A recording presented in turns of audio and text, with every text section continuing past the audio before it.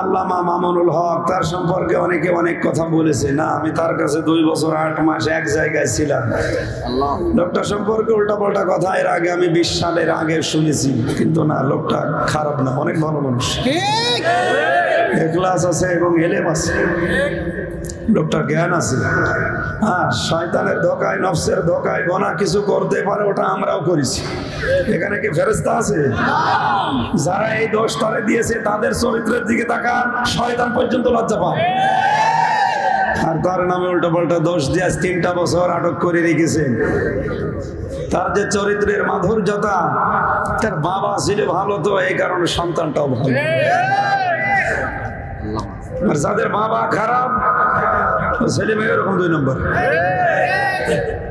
যে কষ্ট তিনি 2 বছর 8 মাস আমার পেছনে শ্রম দিয়েছেন, যেভাবে রান্না করে গরম করে, আমি কিয়ামত পর্যন্ত হায়াত বেরো বলতে পারবো না। এই মাহফিল থেকে মাওলানা মামুনুল হকের জন্য মজলুম অবস্থায়, মুসাফির অবস্থায়, অসুস্থ অবস্থায় দোয়া করছি, আল্লাহ তুমি দ্রুত আমার মতো তারে মুক্তি দিয়ে দাও। আল্লাহ যদি না চায় হবে, আল্লাহ যেন মুক্তি দিয়েই দেন, বলেন আমিন। আরে কোরআনের বিচার ব্যবস্থা না থাকলে পরিবার থেকে আদালত পর্যন্ত সব জায়গা অবিচার। বলেন বলেন, ন্যায় বিচার দেখতে হলে কোরআন আদালতে নেওয়ার দরকার নেই। এটা যদি কেউ রাজনীতি মনে করে মন খারাপ করে, ওর সঙ্গে সঙ্গে বেঈমান হয়ে যাবে। আমান দাআ আউযু বিল্লাহি মিনাশ শাইতানির রাজীম। বিসমিল্লাহির রহমানির রহিম।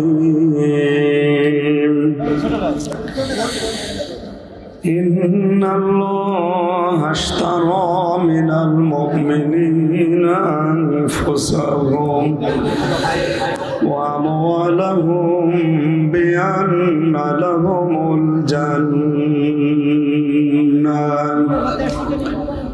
ইউকাতিলুনা ফি সাবিলিল্লাহি ফায়াকতুলুনা ওয়া ইউকতালুন। সাদাকতা ইয়া রাব্বানা। আল্লাহুম্মা সাল্লি আলা। আরেকটু জোরে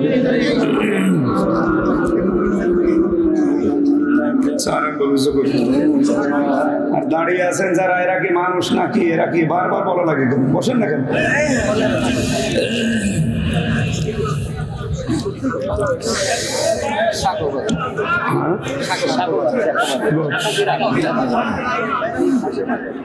দাঁড়িয়ে আছেন কেন? আপনারা বসে পড়েন।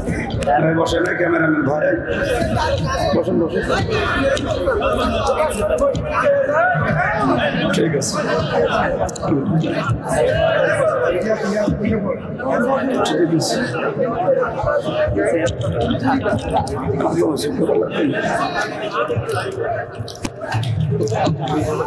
মাইকের অবস্থায় রওশনের সাথে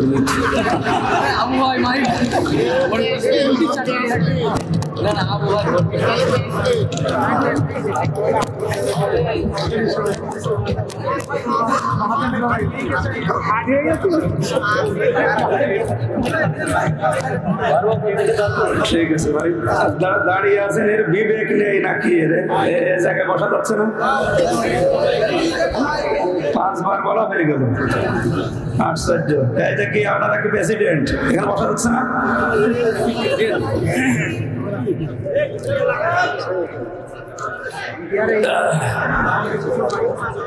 ভাই ঠিক আছে, যান যান যান। ঠিক আছে ভাই।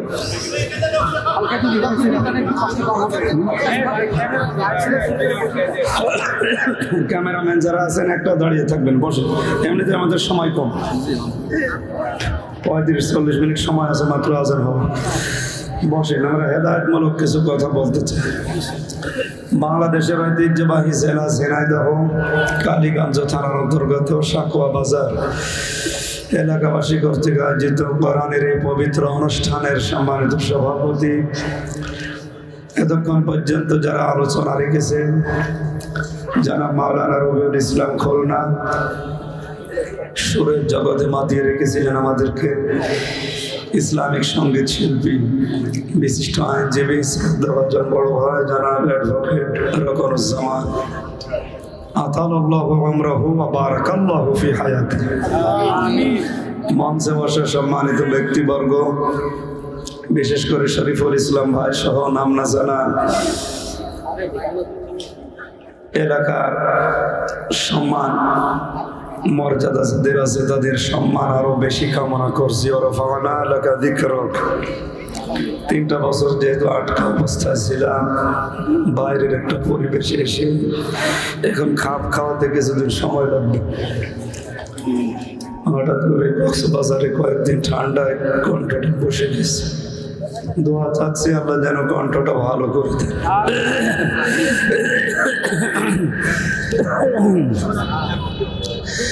সামনে বসা মুসলমান ভাইরা, পর্দার আড়ালে সম্মানিতা মা এবং বোনেরা, প্রাণ প্রিয় ঝিনাইদহবাসী, যে যুবকরা আজকের এই আয়োজনে আঞ্জাম দিয়েছে, যে মা তাদেরকে পেটে নিয়েছেন, মাকে যেন খাদিজার মতো আল্লাহ বানিয়ে দেন। দল মত নির্বিশেষে কোরআনের অনুষ্ঠানে যারা ইবাদত মনে করে এসেছি, খুশি হয়ে বলছি আলহামদুলিল্লাহ। দরুদ আর সালাম পাঠ করছি আমাদের নবী মুহাম্মদ রাসূলুল্লাহ সাল্লাল্লাহু আলাইহি ওয়াসাল্লামের প্রতি। খুব অল্প সময়ের ভেতরে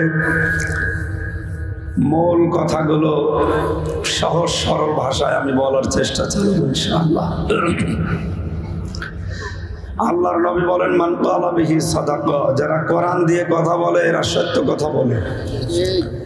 আজ থেকে মরণ পর্যন্ত কোরআন যেখানে কথা বলা হয়, কোরআনের এই কথাগুলো আমাদের শোনা দরকার। কোরআনের বাইরে যে কথা হোক, ওর ভেতরে মিথ্যা থাকার সম্ভাবনা আছে।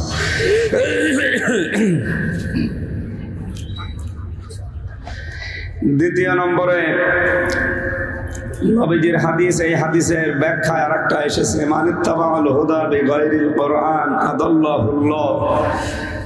কোরআনে কারিম বাদ দিয়ে পৃথিবীতে কোনো মানুষ যদি ভালো হওয়ার নিয়তেও কোনো জায়গায় যায়, আল্লাহ নিজে দায়িত্ব নিয়ে তাকে আরো খারাপ বানিয়ে দেয়।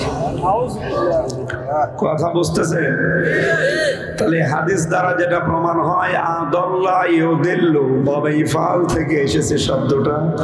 বাংলা অর্থ হয়, কোরআন যেখানে নেই এরকম কোন জায়গায় যদি কেউ ভালো হওয়ার নিয়তেও যায়, তাকে খারাপ বানাবে কে? আল্লাহ। হেদায়েত দেওয়ার একচ্ছত্র মালিকানা আমির হামজা? বলেন তো কার? কারণ উনি যদি বলে আমি খারাপ বানিয়ে দেব, কেউ হেদায়েত দিতে পারবে? সুতরাং আজকের এটা যেহেতু মিডিয়ায় যাবে, কালকে যদিও মাহফিল ছোট মনে হচ্ছে, তামাম দুনিয়া ছড়াবে কালকে। আজকেই সিদ্ধান্ত নেওয়া লাগবে এক্ষুনি, কোরআন যেখানে নেই ওখানে আমি আর মরণের আগে যাব না। রাজি আছেন কারা? দেখি লিল্লাহি তাকবীর। এই থাক, তাকবীর দেওয়ার দরকার না, হাত তোলে ঠিকই দেখেন। ঠিক আছে, ওয়াজ তো হয়ে গেছে, ওয়াজ হয়ে গেছে, এটাই ওয়াজ। কোরআন যেখানে নেই ওখানে আমি যাব না। সুতরাং কোন পীরের দরবারে যদি কোরআন না থাকে, ও দরবার যদি আমার বাবা চালায়, আমি যাব না। যে দলে কোরআন নেই, কোরআনের কর্মসূচি নেই, ওই দল যদি আমার বাবা প্রতিষ্ঠাতা হয়, যাবেন? কি ওয়াজ করবো? এইটুকু মেনে নিলে তো হয়ে যায়। আমান হাকামা বিহি আদালা। কোরআন দিয়ে যারা বিচার করে এরাই ন্যায় বিচার করতে পারে। হাদিস দ্বারা প্রমাণ হয়, কোরআনের বাইরে যত বিচার দুনিয়াতে আছে সব অবিচার। বলেন বলেন। ফাঁসির কন্ডেম ছেলে মানুষকে 30 বছর একাধারে থাকতে দেখেছি। কত বড় জুলুম এটা, মানবতা বিরোধী অপরাধ এটা। অথচ ব্রিটিশে আইন তৈরি করে গেছে, ওইটাই চলছে। একটা মানুষ হত্যা করেছে, তার ফাঁসির রায় দিলেন। তাই বলে আপনি 30 বছর ধরে এক ঘরের ভেতরে 24 ঘন্টা তালাবদ্ধ রেখে 30 বছর পরে তার ফাঁসি হবে, এতদিন পর্যন্ত তার অধিকারগুলো নষ্ট করলেন কেন? তার কারণে তার বউটা বিয়ে করতে পারে না। কথা বলেন না কেন? তার ছেলে মেয়ে 30 বছর কি করবে? একটা মানুষ জেলে যাওয়া মানে তার পেছনে যারা থাকে সবগুলোর জীবন এলোমেলো হয়ে যায়। মানবাধিকার কমিশন যারা গঠন করে কাজ করছেন, কিসের মানবাধিকারের কাজ করেন? এটা মানবাধিকার লঙ্ঘন হয় না? অ্যাডভোকেট শিশির মনির উনি এই বিষয়ে কথা বলার জন্য অনেকবার তুলেছিলেন, কিন্তু পারে না, একা তো। এরকম হাজারো মানুষ কোরআনের বিচারে দেশে না থাকার কারণে বিনা বিচারে জেলখানায় পৌঁছতেছে। আমার তো মনে হয় এই 3 বছরে আমি জেলখানায় থাকা অবস্থায় যা বুঝলাম, দেখলাম, বাস্তবে যেটা উপলব্ধি করলাম, 100 জনের প্রায় 70 জনই কিছু জানে না, আন্দাজে জেল খাটতেছে। কোরআনের বিচার ব্যবস্থা থাকলে এটা থাকতো না। জেলে এতদিন থাকা লাগবে কোন কারণে?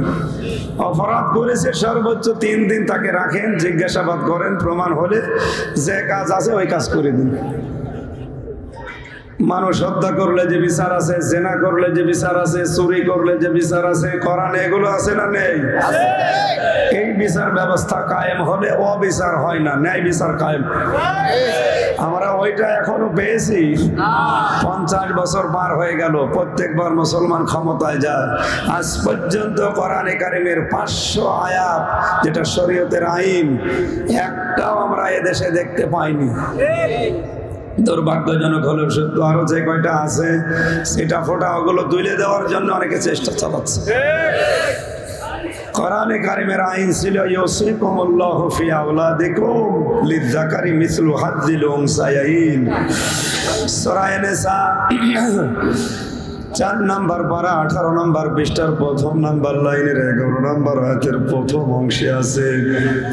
তাফসীর ফি জিলালিল কোরআন সাইয়্যিদ কুতুব লিখেছেন, আল্লাহ তাআলা বলেন, হে নবী, দুনিয়ার মানুষকে আপনি জানিয়ে দেন, পিতা যারা আছো তাদেরকে আমি বলছি, সন্তানদের ভেতরে যখন সম্পদ বন্টন করবা, 1 ছেলে যা পাবে 2 মেয়ে তাই পাবে।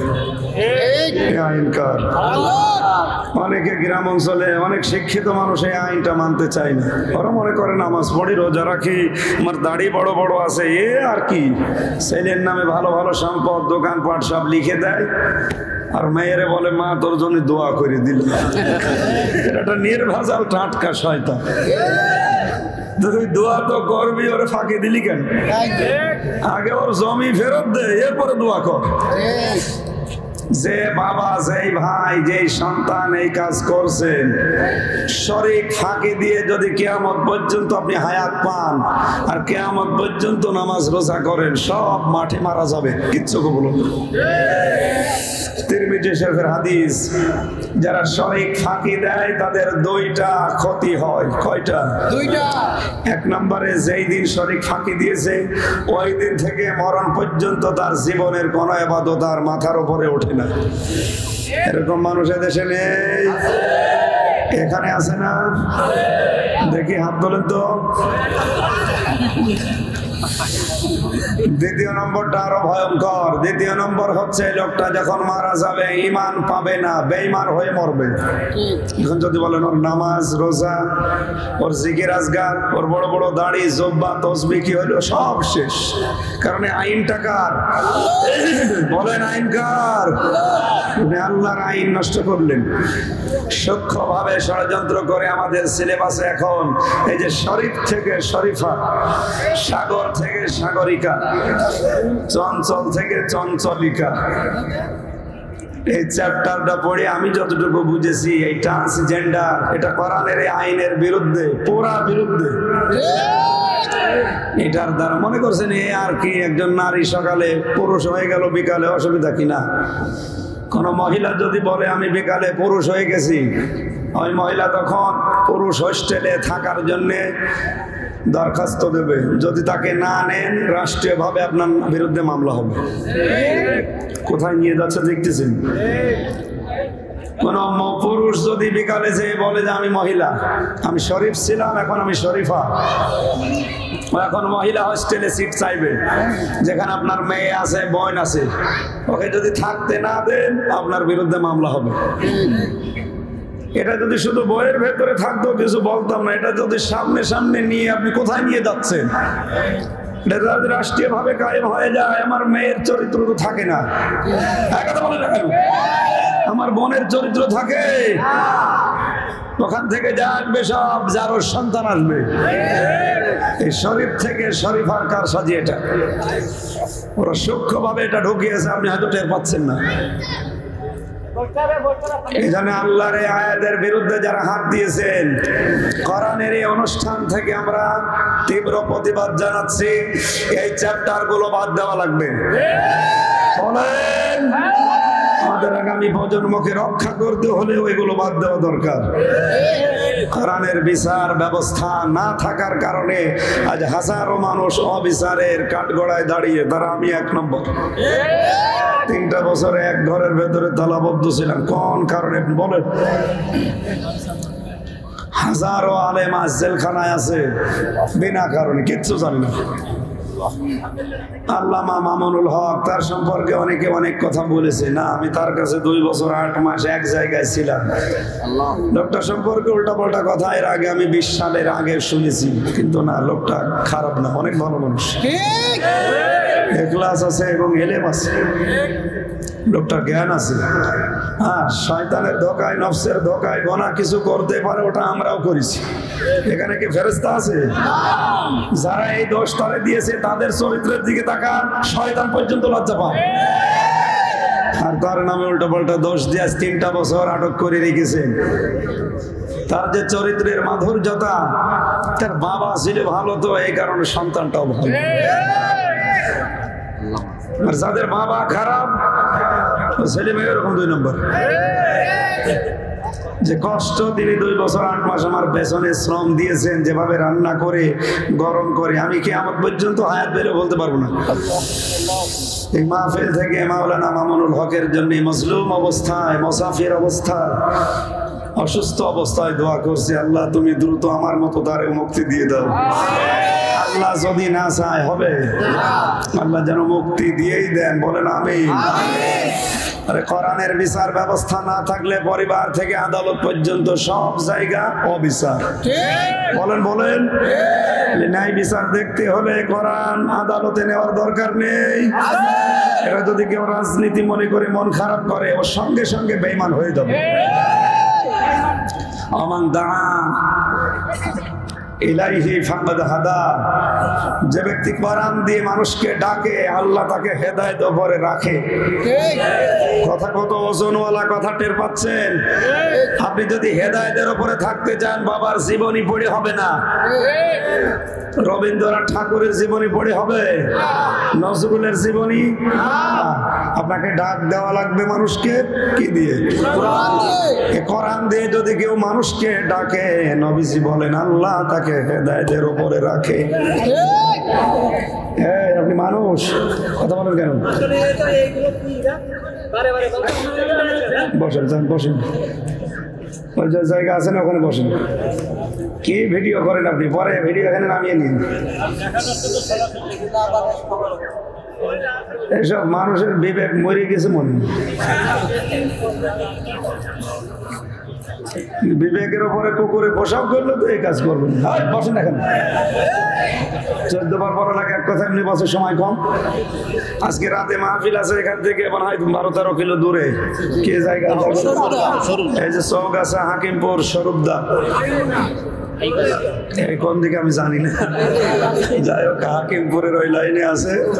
ওখানে রাত 9টার সময় আমি উঠবো। সময় যাদের আছে যান, ওখানে গেলে 1-1.5 ঘন্টা 2 ঘন্টা কথা বলতে পারবো। এখানে আসলে সময় কম তো।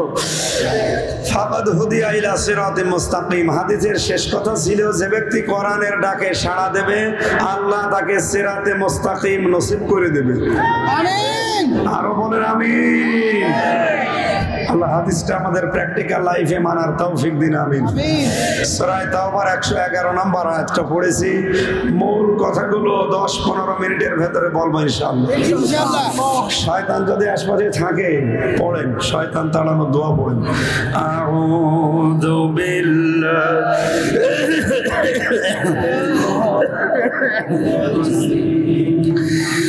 বিসমিল্লাহির রহমানির রহিম। ইন্না ইন্নাল্লাহা আশতারা মিনাল মুমিনিনা আনফুসাহুম ওয়া আমওয়ালাহুম বিআন্না লাহুমুল জান্নাহ আল্লাহু আকবার ইউকাতিলুনা ফি সাবিলিল্লাহি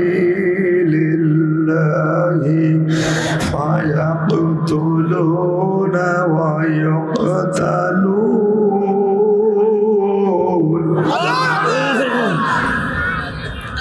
সূরা তাওবা কোন সূরা তাওবা মানে ফিরে আসা আমরা বাংলাদেশে যে তাওবা করি এটা তাওবার বাক্য এইটা তাওবা না কোরআনে কারীম জানিয়েছে ওয়ানিবু ইলা রাব্বিকুম ওয়াসলিমু লাহু মিন ক্বাবলি আইয়াতিয়াকুমুল আযাবু বাগতাতাও ওয়া আনতুম লা তাশউরুন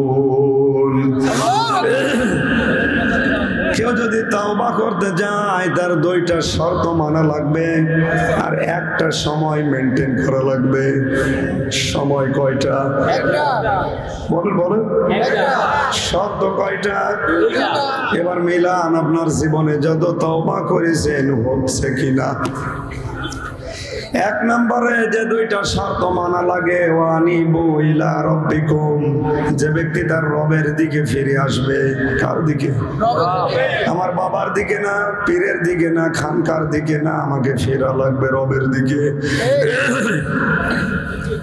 ওয়াসলিমু লাহু মিন ক্বাবলি দুই নম্বরের শর্ত হচ্ছে আত্মসমর্পণ করা লাগবে সারেন্ডার করা লাগবে কার কাছে শব্দ দুইটা যদিও ছোট মনে হচ্ছে এত ওজনওয়ালা লোডওয়ালা শব্দ এটা এই দুইটা যদি কেউ মেনে নেয় ওর জীবন পরিচ্ছন্ন হয়ে যাবে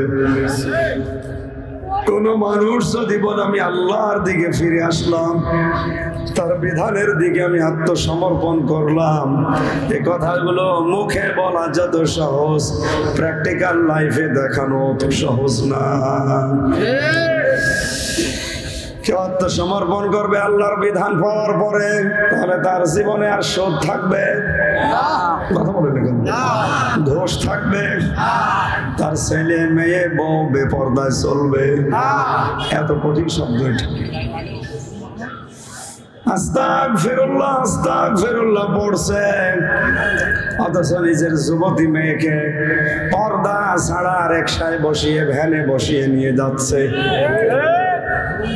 একবার পেয়েছিলাম ঘন্টা দিয়ে এক মুরব্বী পড়ছে আস্তাগফিরুল্লাহ সুবহানাল্লাহ সুবহানাল্লাহ সামনে বসিয়েছে নিজের যুবতী মেয়েকে ডাক দিয়ে বললাম মুরব্বী ঘন্টা দিয়ে আছেন কি করেন আপনি সুবহানাল্লাহ আস্তাগফিরুল্লাহ পড়ছি সামনে কি এটা আমার মেয়ে 18 বছর বয়স বুকে কোনো ওড়না নেই মাথায় কোনো কাপড় নেই আপনি পড়ছেন সুবহানাল্লাহ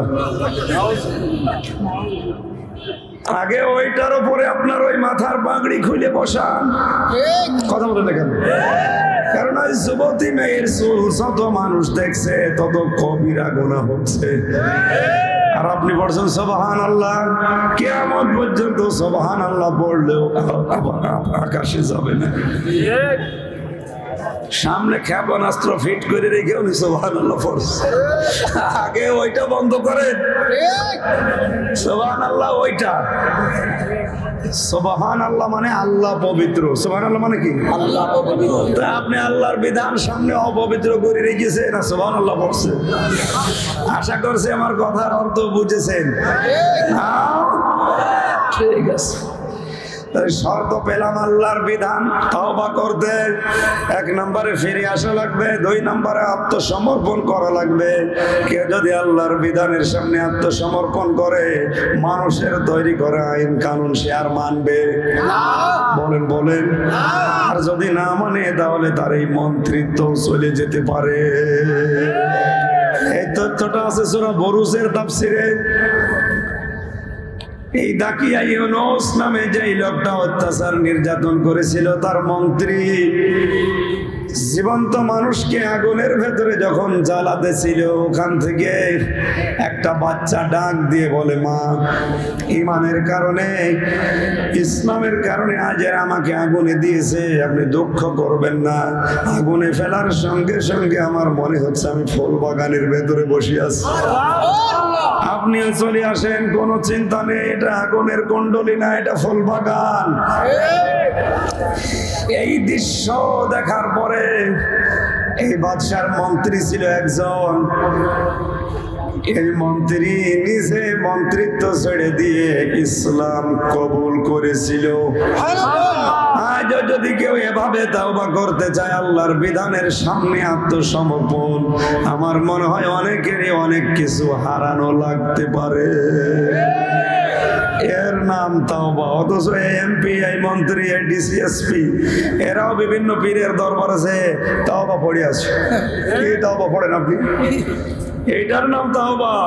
ফিরে আসবেন আল্লাহর দিকে আর আত্মসমর্পণ করবেন, তার বিধান পাওয়ার পর আমি সারেন্ডার হয়ে গেল। কখন করবেন?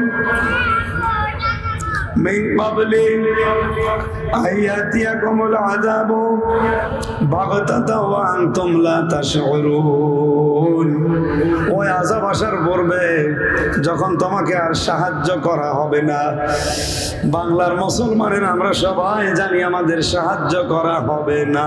মরণের সময়, আসতে বলেন, মরণের সময় সাহায্য করা হবে। আরে পৃথিবীতে মরণ আসবে 41 সালে না, মানে জেলখানায় 3 বছরে কত মানুষ মারা গেল, কিন্তু ভেতরে কেউ মরে না। ওখানে কথা প্রচলন করা আছে যে জেলখানায় আজরাইল ঢোকে না, মরে পড়ে আছে, তার পরের দিন বের করছে, বলছে বাইরে যে মরিস, ভেতরে মরে না। ওদের যেমন বিশ্বাস যে জেলখানায় আজরাইল ঢোকে না, আমাদেরও অনেকের বিশ্বাস হয়ে গেছে 41 সালের আগে আমার মরণ নেই। এই টার্গেট যে লোকটা দিতে পারে, সে মরণ বিশ্বাস করে। মরণ কখন আসবে কারো জানা আছে? ইদা জা আজালহুম লা ইস্তাখিরুনা সাআতা ওয়া লা ইস্তাকদিমুন। সময় যখন এসে যাবে 1 সেকেন্ড আগেও না, পরেও না। সুতরাং মরণ কখন আসবে কেউ জানে না। বসে আছেন, দাঁড়াতে পারবেন? বলেন না কেন? সুতরাং তাওবা করা লাগবে কি 2 বছর পর না এখন? এখন বলেন কখন? এক্ষুনি তাওবা করলে শর্ত 3টা। 1 নম্বরে আপনাকে স্বীকার করা লাগবে আমি অপরাধী। আমি কি এখানে অপরাধী ছাড়া কেউ আছে না? নবীজি বলেন প্রত্যেকটি বনি আদম সন্তান অপরাধী। সবচাইতে ভালো অপরাধী ওই লোকটা যে লোকটা অপরাধ করার পরে তাওবা করে। তার মানে অপরাধ করার পরে যে লোকটা স্বীকার করে, অনুশোচনা করে, আর জীবনে করব না বলে সিদ্ধান্ত নেয়, এই লোকটা আল্লাহর কাছে উত্তম। এই তাওবা থেকে আমি পড়েছি ইন্নাল্লাহ হাশতারা, অবশ্যই আমি আল্লাহ ক্রয় করে নিয়েছি মিনাল মুমিনিনা, মুমিনদের কাছ থেকে। এখানে ক্রেতাকে আল্লাহ, বিক্রেতা মুমিন। বলে কোন মুনাফিকেরটা আল্লাহ কিনবে না। তাহলে মুনাফিক কি? কথা বললে মিথ্যা কথা বলে, এরকম মানুষ দেশে নেই। সেই দিন চট্টগ্রাম বিভাগে এক নেতা বলছিল যে মিথ্যা বলতে বলতে জীবনটা শেষ করে ফেললাম, আর কত বলা যায়। আমি নাম নাই নিলাম, বলে আমার জীবন শেষ হয়ে গেল হুজুর মিথ্যা বলতে বলতে, আর কত বলা যায়। এত ধোঁকা দিয়ে তো পারা যাচ্ছে না। সেও জানে যে আমি মিথ্যা কথা বলছি। মিথ্যা বলা হারাম। হারাম, কোন হারাম কাজকে কেউ যদি বৈধ মনে করে করে, সে সঙ্গে সঙ্গে বেঈমান হয়ে যায়। বেঈমানের কোন সম্পদ, জীবন আল্লাহ কিনবে? আরে কোন বেঈমান যদি 5000 মসজিদ বানায়, ও মসজিদ মাঠে মারা যাবে। কথা নরম ভাষায় বলছে, কিছুই বোঝা যাচ্ছে না। মগজ যাদের আছে ওরা টের বসে কত দূর যাচ্ছে। সুতরাং আল্লাহ কিনতে চাই মুনাফিকেরটা, হিন্দুদের, কাফেরের, কারটা? মুমিন। আপনি মুমিন হয়েছেন কিনা এইটা আগে হিসাব করেন। মুমিন হলে আপনার মসজিদের টাইলস কাজে লাগবে, মুমিন হলে মসজিদের ফ্যান কাজে লাগবে, মুমিন হলে এই মাহফিলও কাজে লাগবে। কেন মুমিন না হয়ে যদি মুনাফিক হয়ে এ পুরা গ্রাম ধরে মসজিদ বানিয়ে দেন, পুরাটা জলে ফেলা হবে। আশা করছি আমি কথা বুঝিয়ে ফেলেছি। আল্লাহ কিনতে চাই কয়টা জিনিস?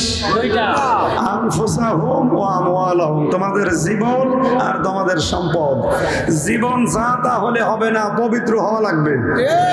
জীবন পবিত্র করার মাধ্যম দুইটা, শুধু গোসল করতে হবে।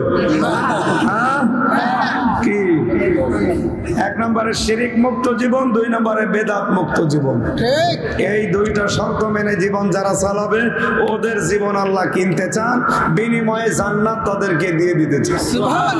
দুই নম্বরে মাল কিনবে আল্লাহ। কি কিনবে? মালের বহু বচন আমওয়াল। মাল আল্লাহ কিনবে মানে আবুল মাল, সাবেক টাকা মাল। কোনটা?